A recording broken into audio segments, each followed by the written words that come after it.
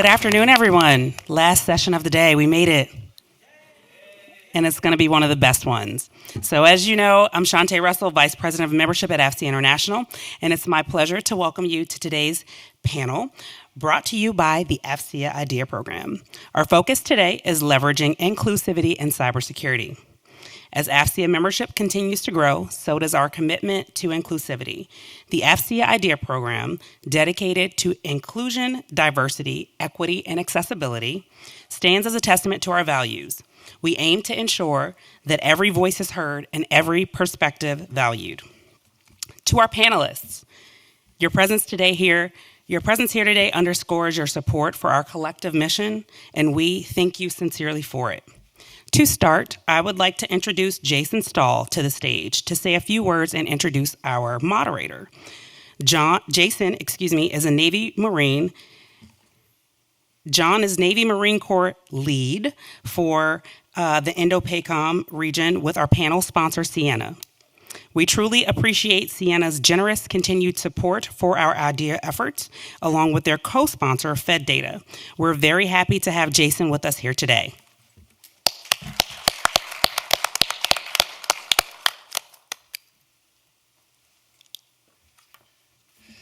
Good afternoon. Apparently, I go by many names. I can go by John, Jason, Jeremy. Hey you. Sometimes depending on how my wife's feeling. That's taken. So, yeah, exactly. So sometimes I have to remind myself too. So thank you, aloha, and good afternoon. I trust everyone is enjoying the TechNet Indo-Pacific conference and learning new ways in which we can support our forward forces, allies, and partners.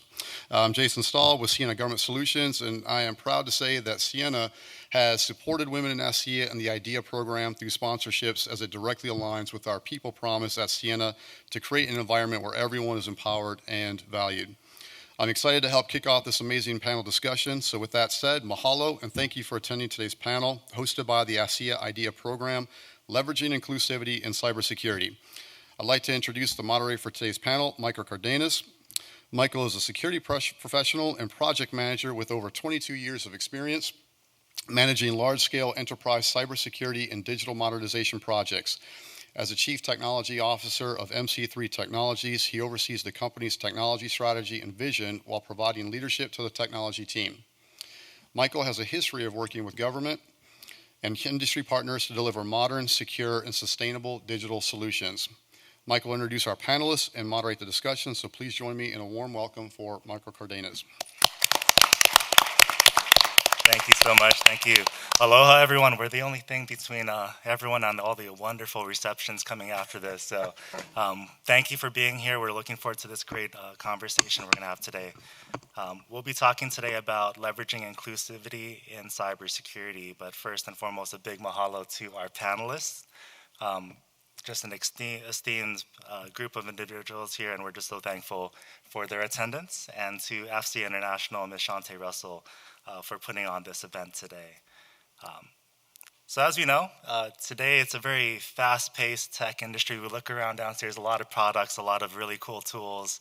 But at the end of the day, what are we doing, right? We have to build a workforce that is capable of delivering these tools and these capabilities to support the mission, right? So more than ever here in Indo-Pacific, it's important for that we embrace diversity, diverse perspectives, and fostering this inclusive environment and building a culture that is key to driving innovation, resilience, and optimizing organizational performance. So without further ado, I'm going to get into introductions of the panel and try not to go too long on this. These folks have amazing credentials, and I could probably go on for about an hour just speaking about that. But we'll start off here with Rear Admiral retired Will Metz, a native of Danville, Georgia, and a graduate of Savannah State University. As CEO of Metz Consulting Enterprise, Admiral Metz brings a wealth of experience from his distinguished naval career. He has held key positions such as Director for Intelligence at the United States Pacific Command and Deputy Director of Tailored Access Operations at the National Security Agency. His operational assignments include deployments with the USS Thomas C. Hart and USS Harry S. Truman, showcasing his expertise in both surface warfare and information operations. Who is that person? Thanks, Michael. You're welcome. Our next panelist is Dr. Kekai Nema'u, Chief Executive Officer of Nema'u Technical and Industrial, NTI. Dr. Nema'u is a retired Air Force veteran and a cybersecurity expert with extensive experience across military, industry, and government sectors.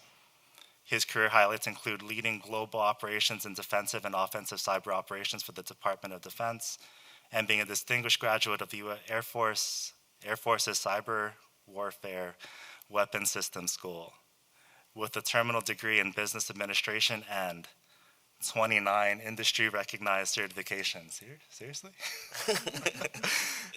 Dr. Nema'u exemplifies leadership and technical acumen in both cybersecurity and business. As a native Hawaiian, he is a passionate advocate for promoting diversity and inclusion within the cybersecurity industry. Welcome, Dr. K. Thank you. Next up, we have Emma Sharrock, the change leader at Agile Enterprises and head of the Culture First project. Emma brings over 20 years of experience in project delivery and change management across various industries, including telecommunications, government, financial services, and media in Australia and in the UK. Notably, Emma started her career as a maritime warfare officer in the Royal Australian Navy, which has laid the foundation for her expertise in navigating complex environments and leading high-performance teams. A certified Gallup Strengths Coach, and author of 2 books on agile project management and executive leadership, Emma excels in coaching leaders and teams to embrace agile methodologies and high-performance practices. Amazing. Welcome, Emma. Thank you. Last but not least, we have Mr. Richard Yu, the Director of Digital Superiority Directorate, J6, and the Chief Information Officer for the United States Space Command. Richard ensures the robustness of command and control communications and computer systems, spearheading the integration of artificial intelligence and machine learning technologies into the command's operations. With over 33 years of operational and acquisition experience across various government agencies, he has been pivotal in maintaining and advancing the United States Space Command's digital superiority. His leadership in digital strategy and cybersecurity is instrumental in managing cyber risk and cryptographic modernization for the Space Command mission systems. Thank you for the Amazing. kind words. Thank you all for being here. All right, we're lucky to have such a remarkable group, and we're looking forward to hearing more about how they navigate inclusivity and diversity in the organization. So let's dive right in. We'll open this up to the group. Inclusivity can manifest in various ways within leadership and organizational culture. How do each of you define inclusivity in your leadership approach? And what impact have you observed it having on your teams and your organizations? And we'll start off here with you. Oh, you want? Yes. Well, first of all, aloha. Thanks to AFCEA, thanks to Sienna. It's, I think it's unique that it brings us here today to talk about, first of all, the strategic imperative.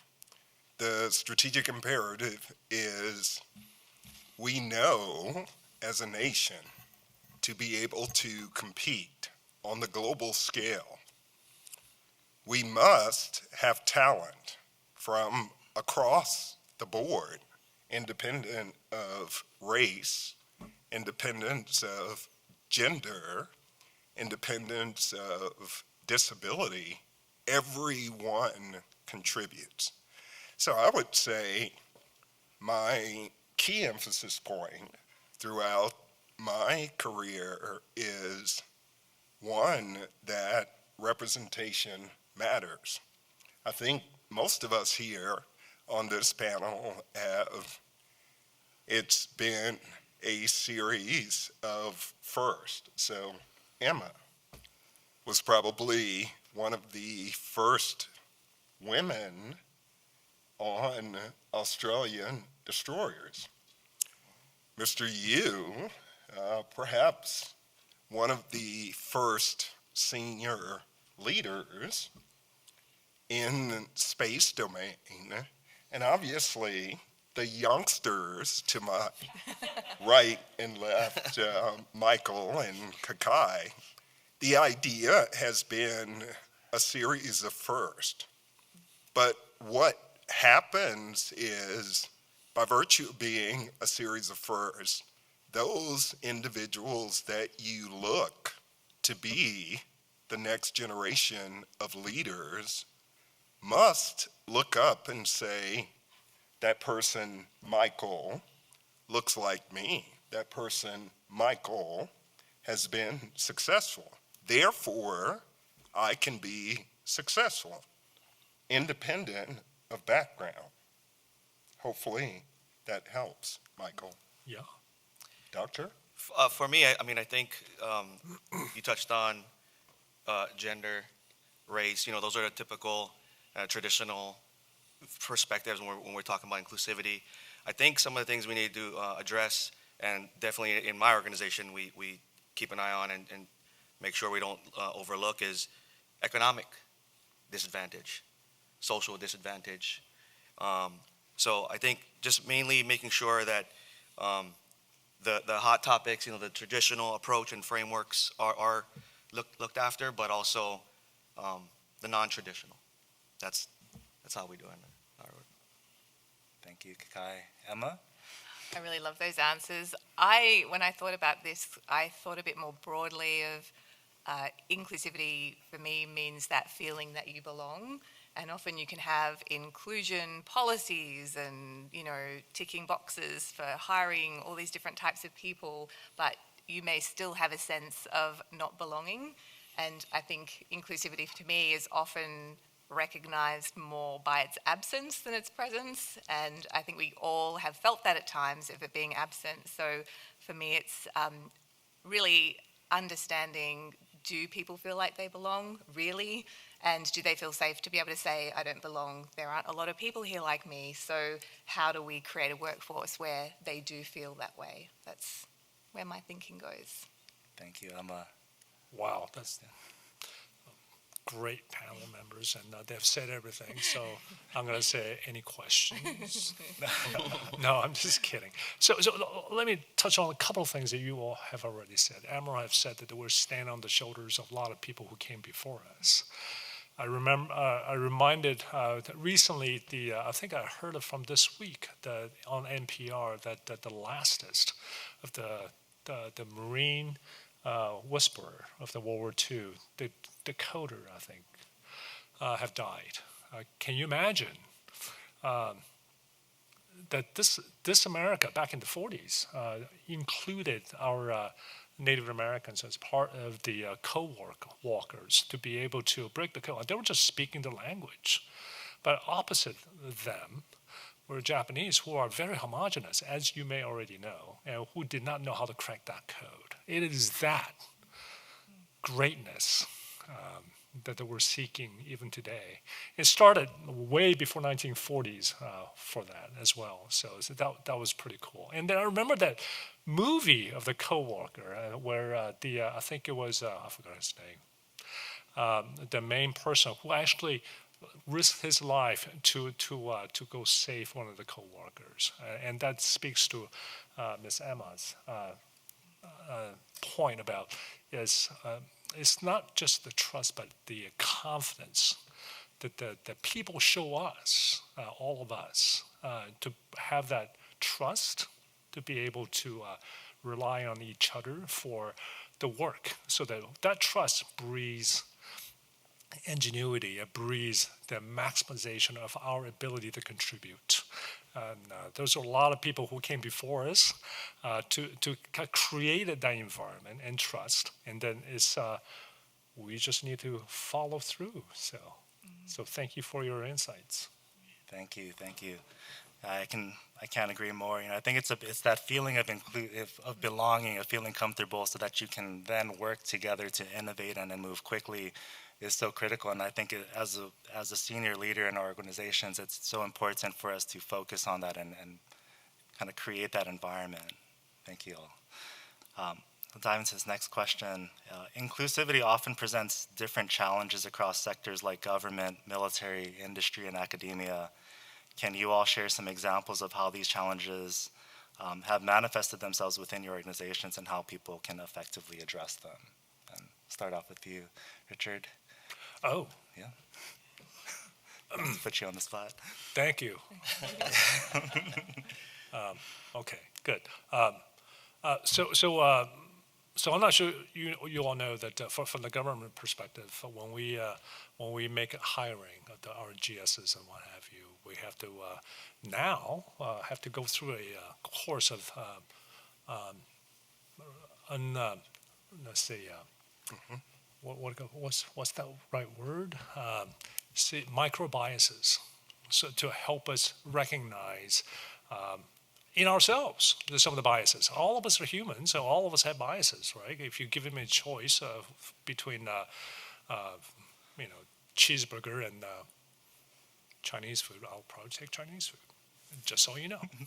But that being said, there are some of the things that the training makes you go through. Like, for example, close your eyes and imagine a doctor. Who do you see? Tell me about the person, the color, and so forth and so on. Those are biases. So those biases are, all of us. And in the U.S. Air Force, for example, Department of the Air Force has worked tirelessly trying to help us identify, and then help us be educated, and help us not do those things. And I'll challenge all of us to think through that as well. So anyway, that's one put I would offer for consideration. Thank you. Does any of our panelists have anything to add? Go for it. Go for it. I can Emma's see you winding thinking up. about it. Yeah. Oh, I guess I just wanted to go back to what Will said before about creating workplaces where there are people like us there. So I find, having worked across a number of different industries, sometimes those similar kind of feeling is there, those unconscious bias that exist. But I think in every industry there's almost like an avatar or a persona of a particular person. So you go to interview, say I'm interviewing a developer, a code developer. There's an image I have of a code developer in my head, and it's not correct, but I'm telling you, it's a guy probably wearing a t-shirt and, Long hair. Yeah, long hair, probably, he's a gamer. So a woman walks in and I'm like, oh, and that's, I'm a woman, but it's sort of just overcoming that when you start to think about a job description, not have that set persona in your head, but to take a step back. And yeah, I mean, that's, tech, because I've worked a lot in tech recently. And I think the same could go for other industries, perhaps, that are more maybe female-dominated. You have a persona, so it's really just understanding that bias and understanding whatever industry you're in, there might be a particular way of thinking that you just need to step back from and be a bit more open. That's what came to mind when Richard spoke about that. Right. Thank you. I don't know if you had tried this, but I did this. People say, like, who can work in cybersecurity? And I say anyone, right? She's typing into ChatGPT, like, give me an image of a cybersecurity guy. And it always gives you the guy behind his laptop with the hoodie on. The hoodie. Yeah. It's got to be a hoodie. It's got the neon lights behind them. I was like, but, people get these images in their head like that only these people can do this, and that's not true, right? And so it's important that they see people that look like them, that talk like them, that come from the places that they come from. That's so important, right? Right. As a matter of fact, if I could, this is to be interactive between the panelists and the audience. So fortunately, this week at AFCEA, I've been able to meet what I would characterize as new best friends. I actually had an opportunity to meet my new best friend, Kat, recently. And we were, I think the conversation was about what is necessary in the nation to be able to address the threats in cyberspace. What is necessary in the nation to be able to leverage this emerging technology to continue to be a leader. And I think, hopefully you don't mind this, Kat. So we had a conversation and I said, so talk to me about your background and experience, because meeting Kat, I said, I was essentially blown away, and I said, this person can achieve anything she wants to achieve, personally, professionally, and in a representative way.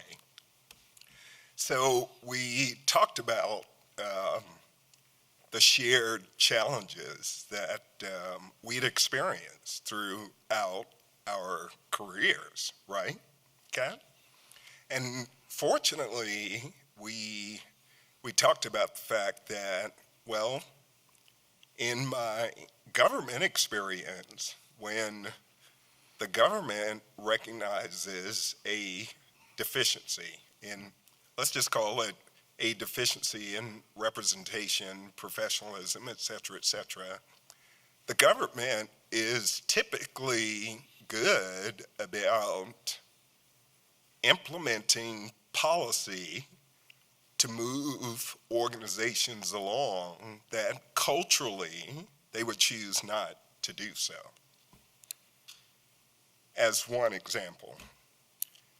The second example was about private industry. And we talked about our shared experiences in private industry. And fortunately for me, I actually, this is not a paid political announcement for Amazon Web Services. But I actually talked about the fact that my personal experience at Amazon was you come into this culture that is completely different than what I experienced in government for a career. You come in this culture that actually, as the world's largest startup, had started as a group of, young Caucasian males that grew it exponentially over time. And in principle, with that growth, it kind of gets to Emma's point that Amazon can continue to be successful if the people that we attract, recruit, and retain, we would call are Amazonian-like. And the point becomes, whether good, bad, or indifferent, for a period of time, it was, hey, Seattle, we were successful. We need the type of people that existed in Seattle, but in a short period of time, this company that literally became the world's largest startup realized the fact that to be the world's most customer-centric company, you would have to embrace all of our cultures. You would have to embrace all of our ethnicities. And it was uniquely interesting after people would say George Floyd, the death of George Floyd, and the Black Lives Matter movement, that in this case, the leadership in the company recognized that over a period of time, the unconscious bias was we wanted Amazonians, and that corporately we were not doing as well as we could for attracting diverse and inclusive candidates. So it was a deliberate decision to say, we're going to work hard at improving that. And surprisingly, as a relatively mature Amazonian, and having to walk into a new headquarters building in Arlington, Virginia. You walk in, and amazingly, you see that representation, which looks like America. So that is the compare and contrast between government and private industry. Can we have audience participation? Oh, of course. I believe there's So- a email here, askmeindopac@gmail.com. Please. So, please send us Kat, bring it. Oh, boy. One of the key things that really drew me to this panel is understanding the panel's perspective on not just diversity among the areas that you described, but I think something that really underpins all of that, which is diversity of thought. Now, this will become increasingly more important, and Mr. Yu, I think everybody in this room would take a shot every time you hear the word AI, right? So, in that vein, I am very worried that while we all make a collective effort to see more in support of diversity of thought in various ways that can manifest itself, not only in public but in private sector too.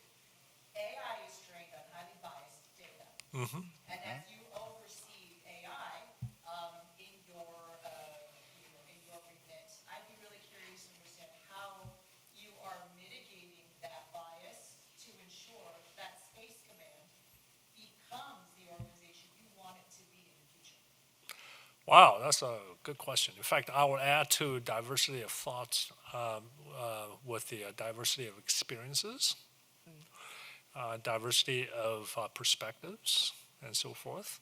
And I reminded also, I'm an NPR junkie.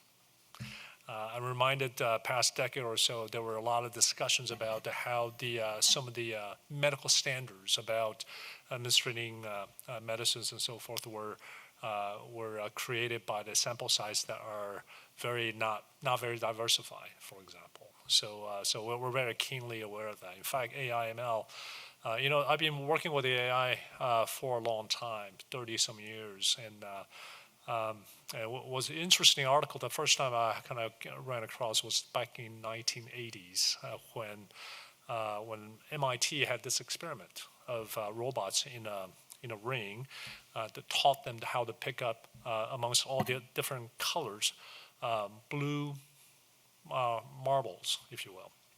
And each robot went around to pick up, red, well, nope, throw it away. White, throw it away. Blue, okay, we'll take it. What was uniquely interesting back then, it is now as well, is that each of the robots learned differently because their experiences were different. They did not pick up the same color at the same time and throw that away for the blue. So that underpins what underpins the AI or any automation, for that matter. Not even AI or ML, but automation with a large number of codes. There are intrinsic behaviors, whether it's bias or not, behaviors that are not predictable. Have you guys read the news about the Tesla self-driving? Initially, kind of were gravitating towards blinking lights and killing some people. Now, I'm venture to say Tesla did not intend for that to happen, but it did, and it wasn't AI. It was a large number of codes.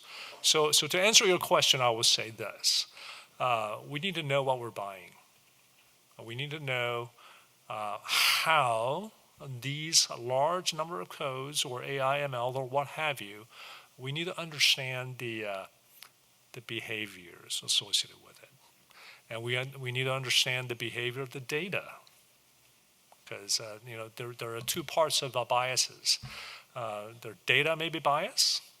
Going back to my original question about the sample size was bias for some of the standards of medical standards. And the AI code itself may be biased because it was designed that way. So our job number one, which is consistent with the DoD CDAO's perspective as well, is that let's first understand the biases, preferences, whatever you want to call it, of the data and the codes themselves, AI, ML, or large codes, so that we can understand and be able to anticipate those. Now, I know that's not necessarily the focus of our panel here, but its biases nevertheless. So anyway, thank you for that question. All right, thank you so much. So I have a next question. So as we talk about diversity and recruiting and representation within our companies, it brings up another topic of recruiting and retaining talent, especially diverse talent, right? So I want to direct this next question to Kekai. What are some strategies or initiatives that you have seen be successful in recruiting and retaining diverse talent, especially in leadership roles? Can you share examples of programs or practices that have made a significant difference for you as a small business owner? Yeah.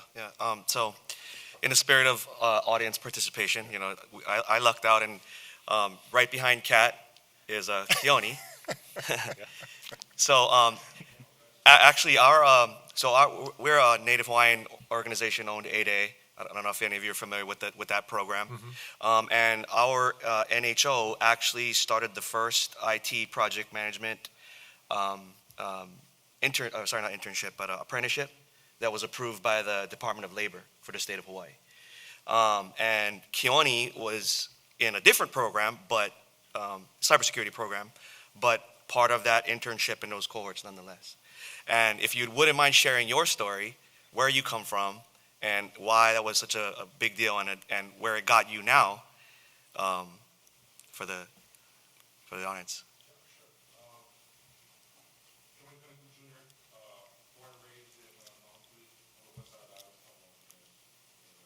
West Side.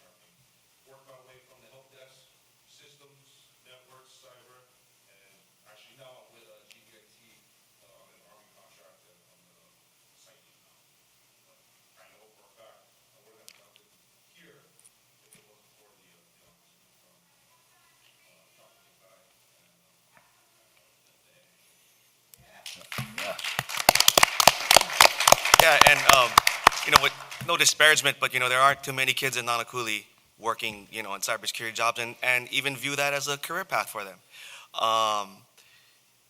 And so Keone, now he gives back. He's what you're teaching in Nanakuli High, not as a teacher, but you do boot camps and little seminars and workshops for them. So, I forgot who said it, but it's Emma said it. What is your idea of a cybersecurity guy, working at Pearl Harbor? In most cases, you think a retired military, not, a local boy from Nanakuli that kind of, got a chance. So I think, to go back to the question, it's really utilizing programs that work in other trades and industries, and not being biased to think that our industry, IT, cybersecurity, whatever you want to call it, cyber, is any different. And we need to leverage those kind of programs and be creative and innovative with them. Let me also add, my hat's off to AFCEA. Just down the hall there, you got some middle school kids and high school kids of different perspectives competing in a lot of different very tech-savvy type of things. It starts there. if we can. I mean, we're really messed up if we have to go canvass the colleges without understanding the pipeline that needs to be established. That pipeline that's established hopefully from home all the way through the K through 12 to the colleges to be able to expose folks, any folks, to the possibilities, so that they can actually actively choose. But on top of that, to answer your question also, is that we have other means within the Department of the Air Force, and that's across the DoD, other incentives and capabilities to be able to attract these young folks, to insert them into the pipeline so that we can have them as part of our people to work these things instead of just waiting for something magical to happen. And so that goes back to what I've said earlier. We stand on the shoulders of a lot of great people. As a matter of fact, could I expand? Yes, Michael? please.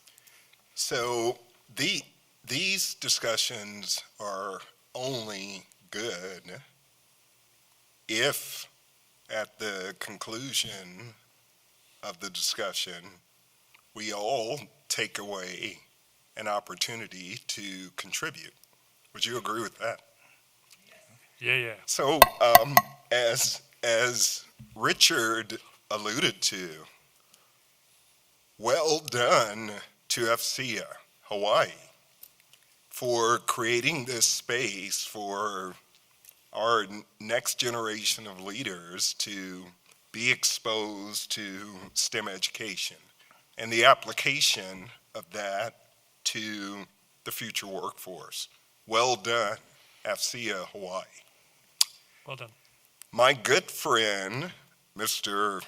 Colonel, retired Mike Black from AFCEA International. We actually had this conversation during the recent Billington Cybersecurity Summit. So for those of us, kama aina, you say Billington, and they say, who is that? What the hell is that? And where is that?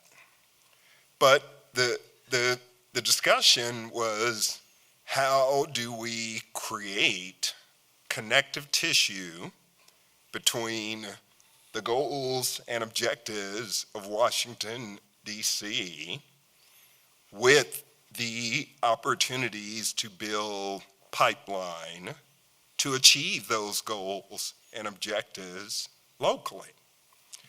And I said, what an opportunity here this week in this place we call home, that we take away an opportunity for AFCEA International, given the breadth of your platform, to be able to connect with government, academia, private industry, to create an approach that realizes the strategic objective of the President's National Cyber Director. Now, that would be really cool if, when we come back for TechNet Indo-Pacific, and we say, what have we done to be able to contribute to that goal?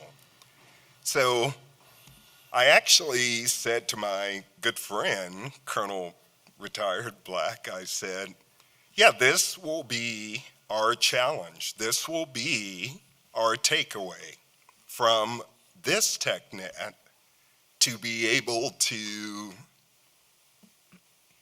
take the combination of approaches to leverage the platform that exists to attract, retain, and grow our brothers and sisters from Hawaii, but not only Hawaii, but from elsewhere. to be able to achieve that objective. So I would assume action taken. Colonel Black. Excellent. Drop the mic. We can move on. I don't know how to follow that up. This is amazing. I love this panel. This is one of the things that I'm carrying on this little ghost thing, and I got this from the STEM room down the way. And I was talking she was a sophomore in high school, and she created this in Tinkercad on her own, and I thought that was great. Then she found the printer that actually was a conveyor belt. Now she's printing hundreds of these. She's printing them all day. And I'm thinking, like, this is a sophomore in high school, and just so much ingenuity, so much drive, and so much passion. And you ask some of these kids, especially the ones down at the Capture the Flag event, like, where do you see yourself after this? Like, well, I don't know. Like, well, do you see yourself in cybersecurity? They're like, well, I don't know how to get there. Some of them don't want to go to college, or they can't go to college, and they don't necessarily want to go to the military, right? Which is how I got here. So it's about, how do we come together as industry, as government, and academia? How do we create these alternative pathways for them to see themselves in these professions? How do we bring them to the table so that they can actually participate and work here, right? And live here in this one of the most expensive places in the U.S. Without living out with their parents, because they don't want to do that, right?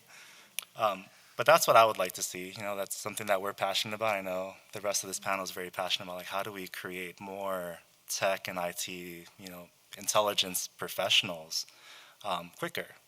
So, yeah, can't say it better myself. Which brings me to another question, and it's more about culture.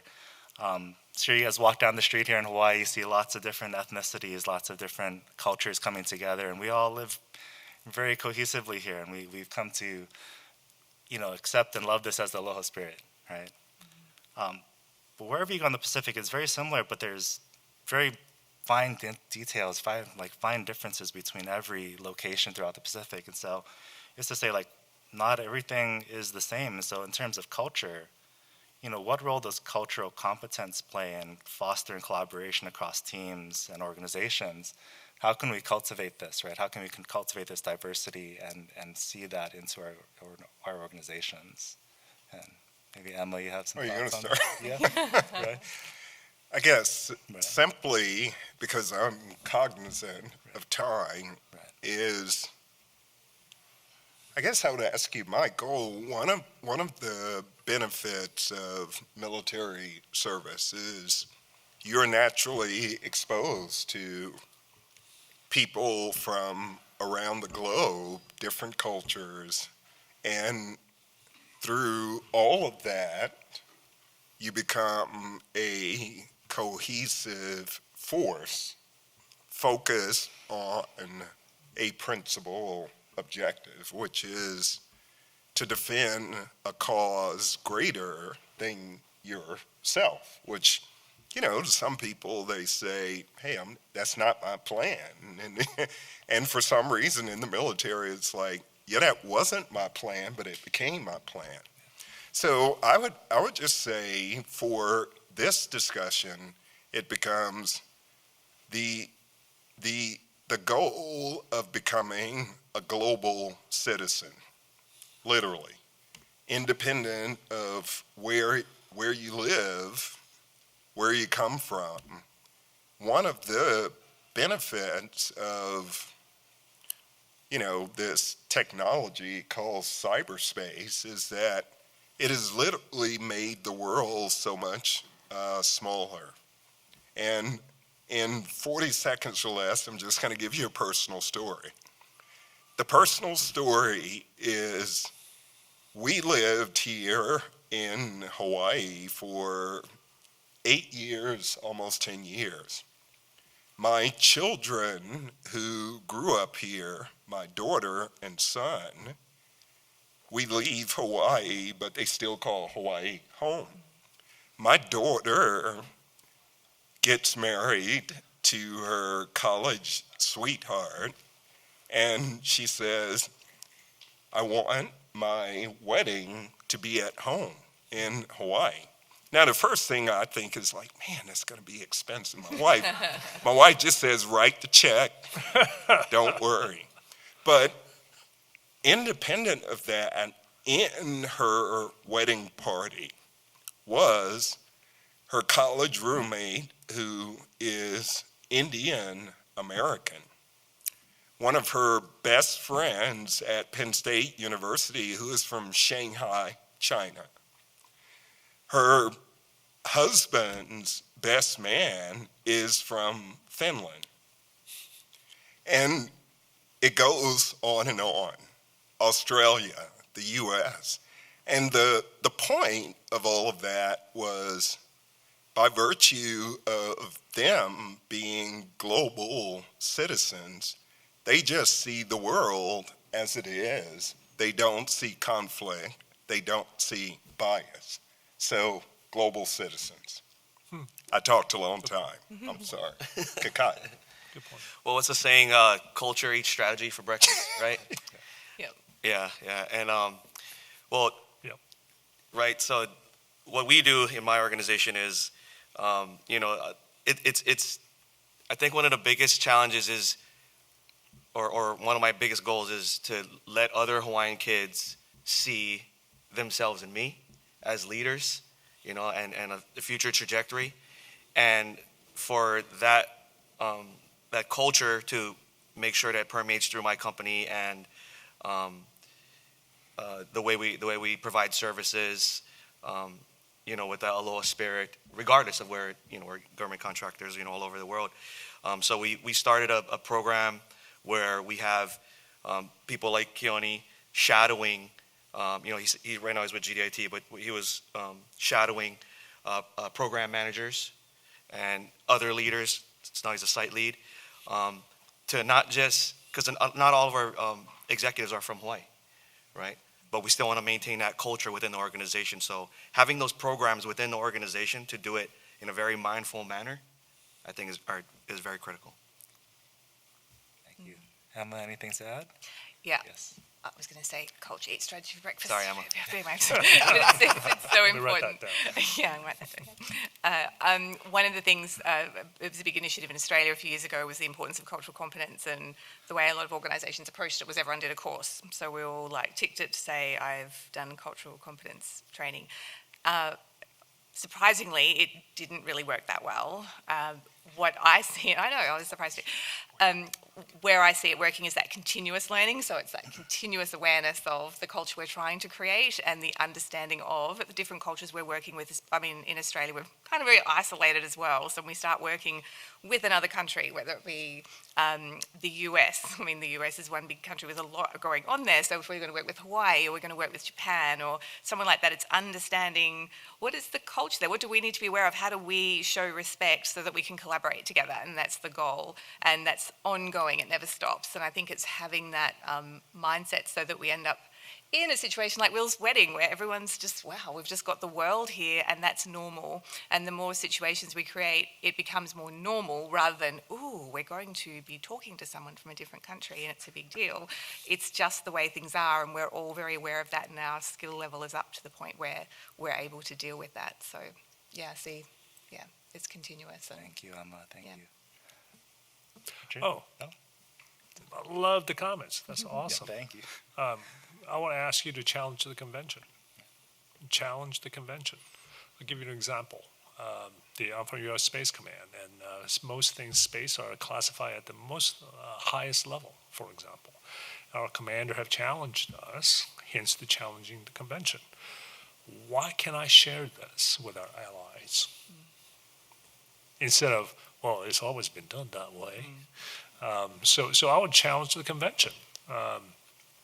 Globalization is awesome. Respectful of others is also good. We can't do any of that without communicating, right? To be able to not shout at each other, or talk to each other, communicating. And that establishes trust, that establishes safety to be able to share and so forth. And there's a lot of things that's really going on well in our culture today than compared to 10 or 20 years ago. So just continue to do that. And there's a lot of things that we should do and have to do. I would just ask you to pick one or two, maybe challenging the convention. conventional thinking. Just do one per week, and that will start the fire, I think. Fire's already burning, so. I'm from Colorado, did I mention that? Thank you. This was amazing comments, and the only thing I'll add to that is, we had a really great mentor, Pono Shem, who spoke about just aloha and what it means, and it means, without getting too emotional, it just means to have humility, right?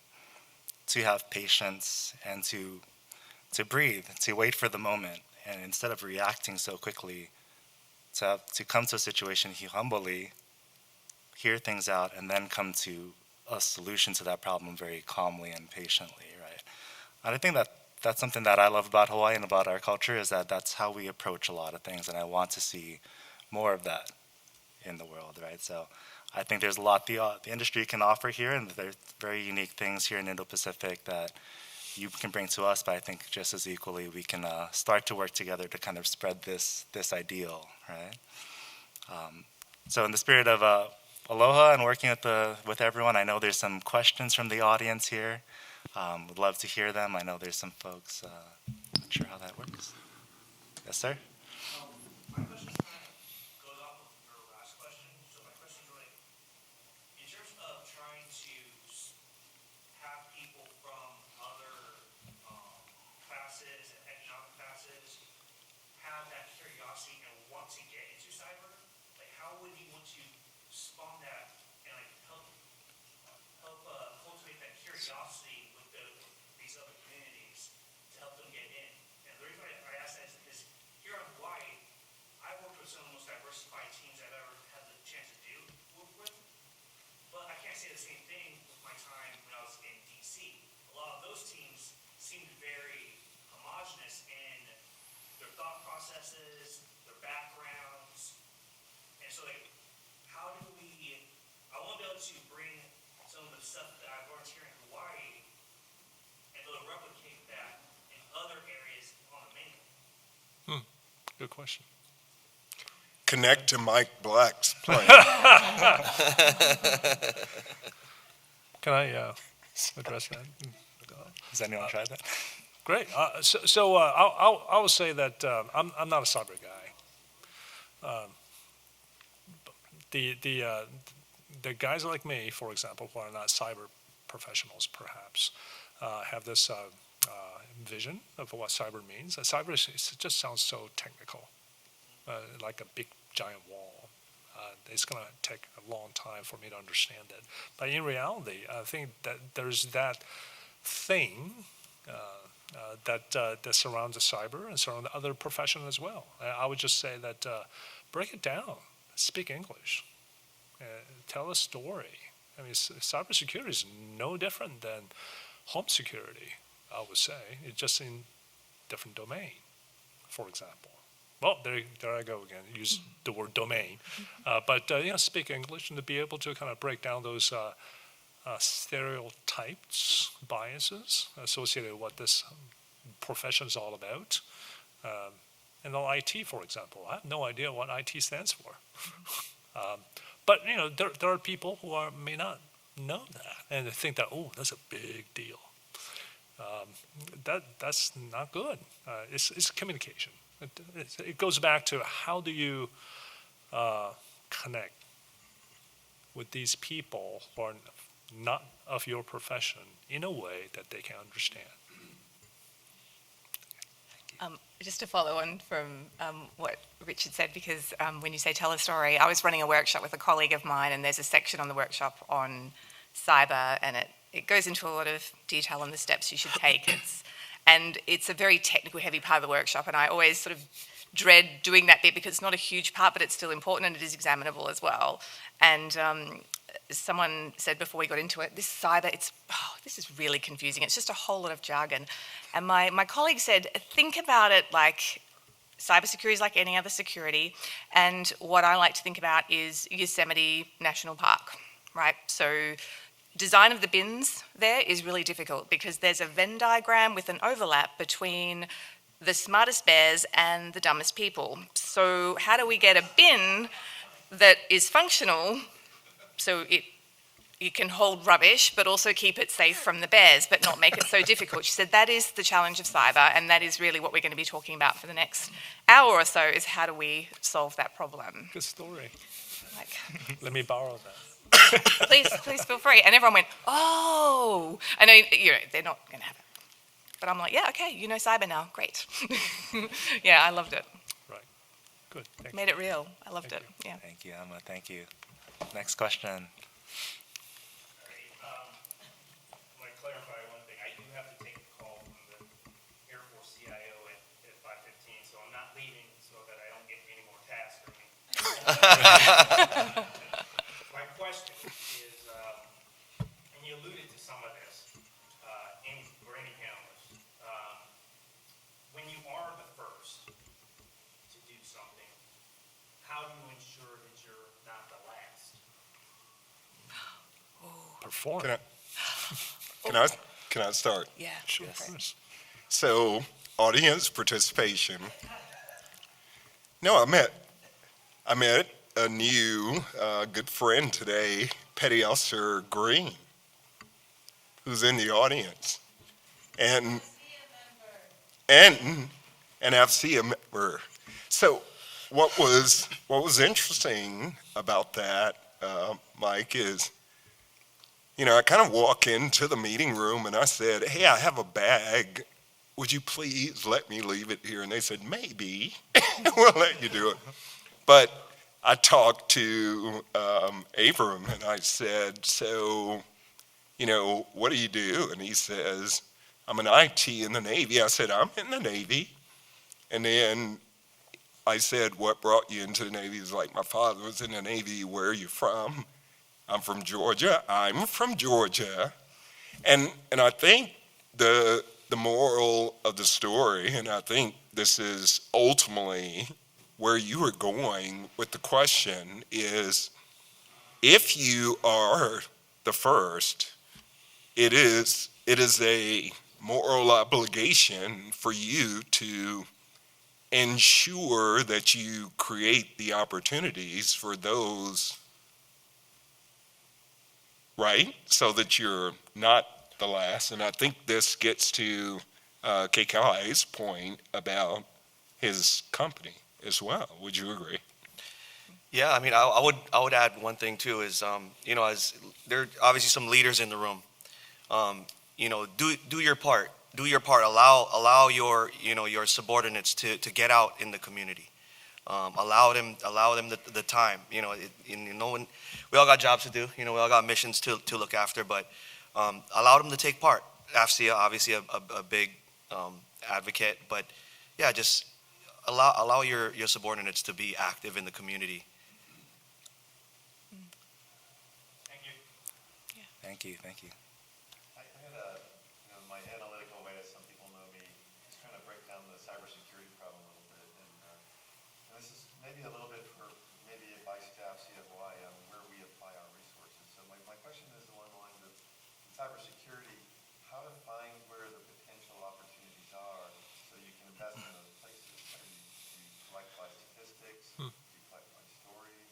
I'm so I understand West Side, Best Side, but I also understand that it's got probably the least investment in school teachers, maybe from the state, and maybe the least inspiration at all. But that's a story, that's not a statistic. And so when organizations like ours are trying to decide, like, how do we want to affect cybersecurity or STEM programs, are there statistics related to that, maybe that thread about where we should look? Or is it really more the word of mouth part, the emotional part, know the culture, and then reflect on that piece? Because the West Side story I just told is a cultural thing, which is true of this island. We care about trying to find the right places to apply our STEM grants, for instance, or our scholarships tend to be merit-based, but maybe we need non-merit-based, et cetera. So if you could reflect on the idea of that, about how do organizations like ours, giving organizations, maybe find ways to put the money in a place where it can make money. Lots of ways, scholarships or help people to take that money and then go and build cultural programs. There's lots of ways to do it, but it starts with thought and initiative, a focus. when I was younger, I used to think that, I came up with a great idea. And then only to learn that, there are no great ideas, no new ideas, excuse me. Because all the ideas have been circulating around. And some ideas live, and some ideas work in certain times or not certain times. I would suggest, therefore, there are a lot of tools already available that we've experienced. There's a lot of politics associated with those as well, including Supreme Court judgment last year or the year before. I would say that there are a lot of tools that we can use, but none of this will matter if we're just talking about it and not doing anything about that. So I go back to my original thesis, and that is just choose to do something. You as an individual, we as a group, organization as an AFCEA, or Department of the Air Force, or Department of Defense, or what have you, choose to do something. When there's enough of it, I think we're going to hit a critical mass, and that it will continue. Just choose to do something. I'll add to that. So you're here in Hawaii, MC3 Technologies, Shirlene and I, we take a lot of time to try to give back to the community, right? I come from Kalihi. It's not the greatest place on this island. I really didn't know I had a path to this. I didn't know I'd ever be a business owner. I didn't know we'd be successful. I didn't know any of this was possible. But it was through some really coincidental things that happened in my life that I got pushed towards the Air Force. My dad bought me my first computer. I met certain people that said cybersecurity is this next great thing back in 2001, right? And just that these mentors who just kind of pushed us forward and gave to us their time that they didn't necessarily have to give to us. And that pushed us to where we are today. But as we sit in this position, how do we avoid being the last, right? Like you said, we have to just get out into the community. We have to start to give, right? We have to start bringing in interns, right? However much time we can give to those interns, we have to start to build up programs and encourage other IT professionals or cyber professionals to try to kind of buy into our cause, right? To help us educate the next generation. I'm looking at some great leaders to my left here based in Hawaii. Got BJ Carvalho over there. We got Jake Ross. I got Greg Hester, all big proponents of the cybersecurity community here in Hawaii. And I think that we're making some pretty big impacts, but I think we need help. And I think there's a lot of people doing a lot of different things, and sometimes it's the same thing. And so how can AFCEA help? Maybe we can bring everyone together and talk about what everyone's doing so that we're not stepping on each other's toes, and we can build a true pathway to a cybersecurity profession. And that's what I would like to see as a call to action from this group, this meeting, and this meeting of the minds. And yeah, I'm just looking forward to next year where we might be. Yeah. Yeah. Right. Right. There we go. Yeah. Yeah. That would be a good section. Yeah. Yeah.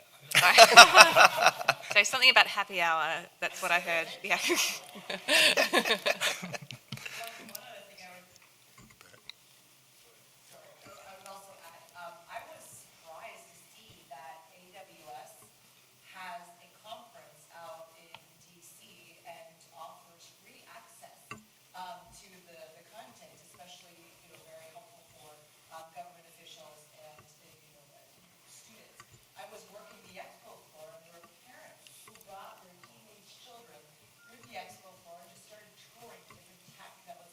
It was awesome. It was great, right? Yeah. So I'm sure with our collective access, we can see this happening with a carve-out of tickets that's specifically reserved for educational purposes or access, right? There's just simply these people don't have access to these types of events or cost prohibitive.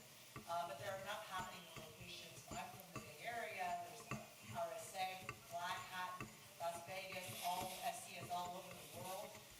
That could be another way for these larger organizations to give access to technology spaces. Thank you. I think this. One more question up there.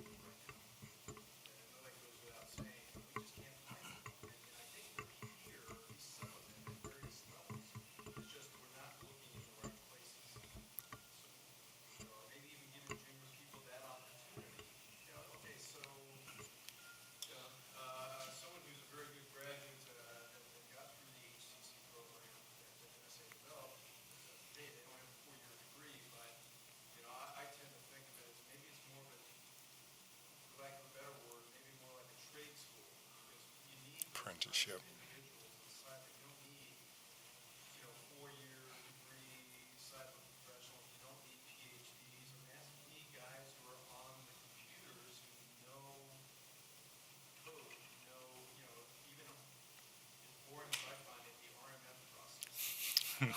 Oh, no, there's that word again. He said it.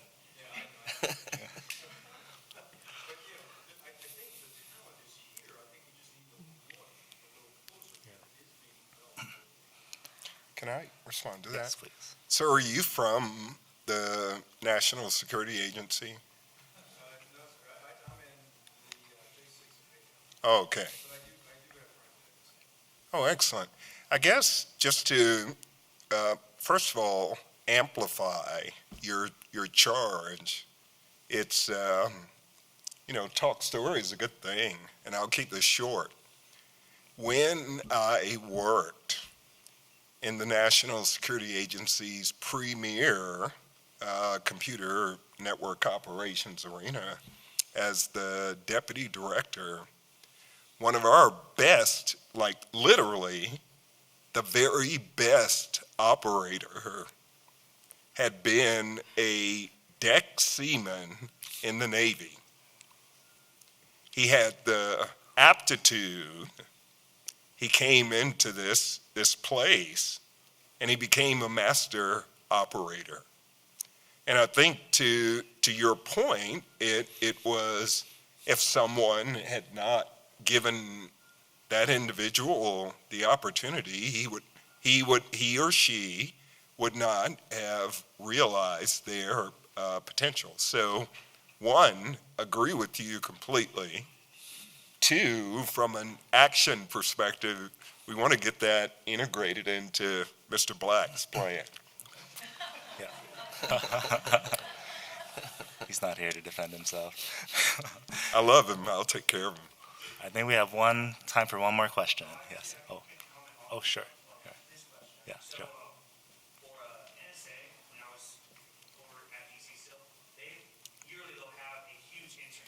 Yep.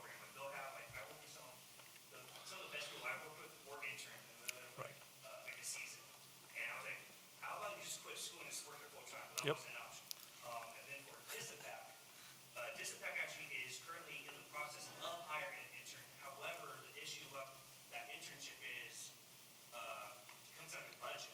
Instead of us being able to do 3 to 5 internships, we can only do 1. And so that's why it comes down to saying, yes, we want to use a lot of this local talent in these high areas because we would love to hire locally, especially for like a lot of these agencies because it costs a lot to have people move out here, for one. Right. And it's a totally different like pace of life. But there's no budget to make it where we can have multiple people at the same time for these internships.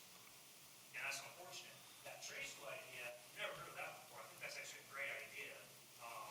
And that's something I'll put up my chain because I think that's something that should be more implemented instead of a 4-year path.